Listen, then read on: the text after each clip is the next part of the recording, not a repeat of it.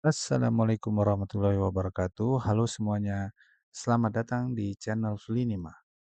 Pada video kali ini kita akan belajar tentang rigging IKA atau inverse kinematic pada tangan mekanik untuk animasi 3D.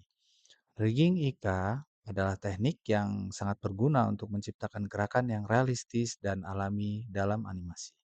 Dalam tutorial ini saya akan memandu kalian langkah demi langkah melalui proses rigging IKA, mulai dari konsep dasar hingga penerapan praktisnya. Jadi, siapkan perangkat lunak animasi Anda dan mari kita mulai.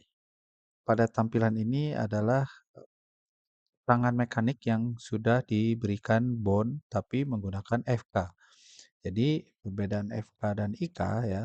FK atau forward kinematic itu kita jika kita akan menganimasikan FK itu satu persatu bond yang harus kita animasikan. Jadi sungguh sangat merepotkan ya.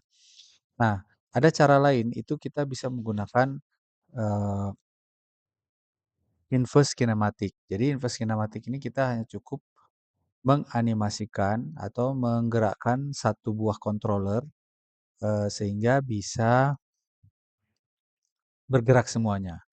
Baik, kita langsung netralkan dulu ya, all lalu alt, karena kita animasinya rotasi, alt R ya.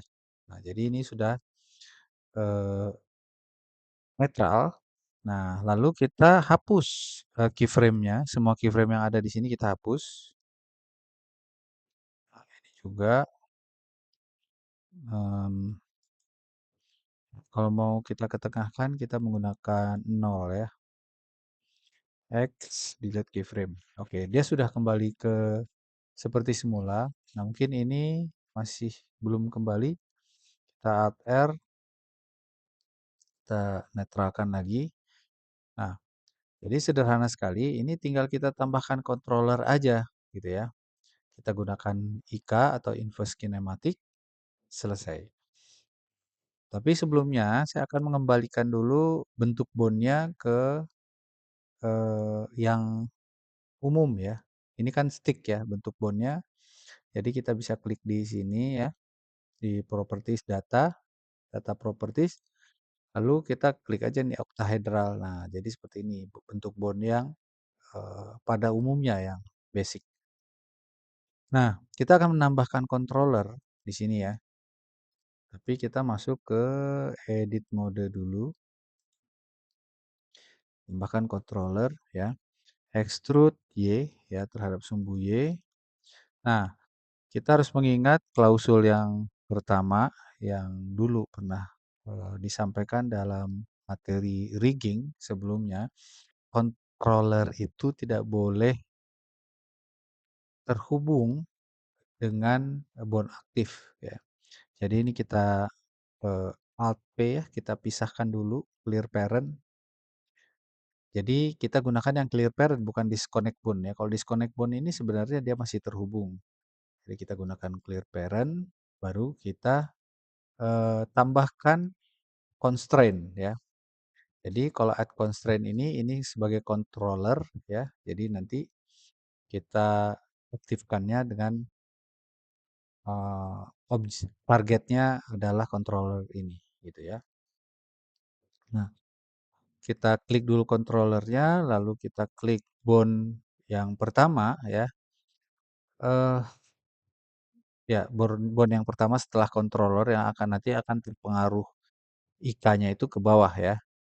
Nah, jadi kita setelah kita klik, kita pilih di bond constraint ya, eee, di bond constraint properties. Nah, pilih inverse kinematic. Nah, inverse kinematic ini belum kita pilih di sini targetnya. Targetnya itu armatur, bondnya bond 8 yang bond controller ini ya, bond 8. Nah, jadi udah selesai. Nah, sekarang kita bisa coba ya, bisa kita coba. Nah, udah jadi. Nah, tapi ada hal yang kita tidak inginkan, yaitu, mmm, ini ya, seharusnya ketika kita gerakkan ini ya, nah dia nggak ikut gerak nih yang ininya harusnya dia cuma bergerak berputar saja. Jadi kita harus atur sama seperti sebelumnya.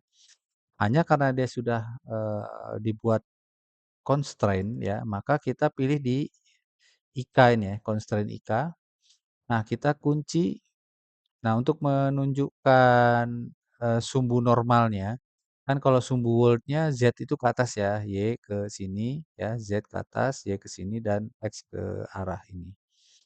Nah, sementara kalau sumbu normal dari objek itu X betul ke sini, tapi Y ke atas, sementara yang ke sini itu Z. Nah, yang perlu kita kunci adalah terhadap, eee, putaran terhadap X dan Z. Nah, yang ini dibuka, yang Y-nya. Jadi X dan Z kita kunci. Dah, gitu ya. Begitu juga ini, kita lihat putarannya kemana. Karena ini putarannya ke sini ya. Ya, kalau kita lihat supaya gampang, ini kita, hmm, ya, kita ya aktifkan in front. Nah ya. Nah, kalau kita perhatikan ini kan dia putarannya ke sini ya. Kalau yang tadi itu, ya, kalau yang tadi itu begini ya putarannya. Nah, ke sini ya. Nah, sekarang kan putarannya ke sini ya.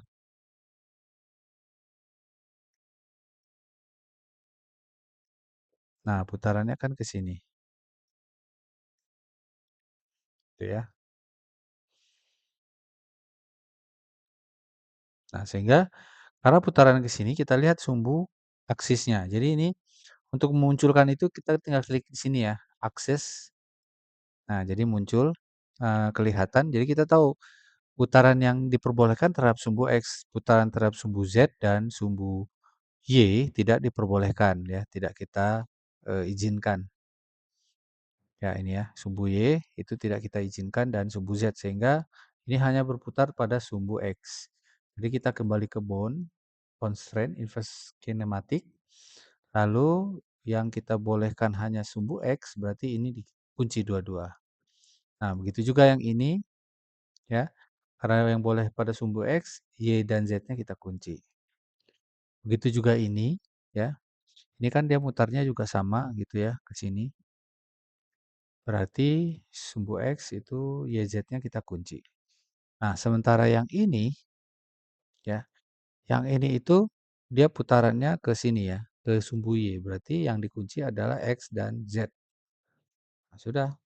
Kalau kita kembali lagi ke, ya, kita coba tes ya.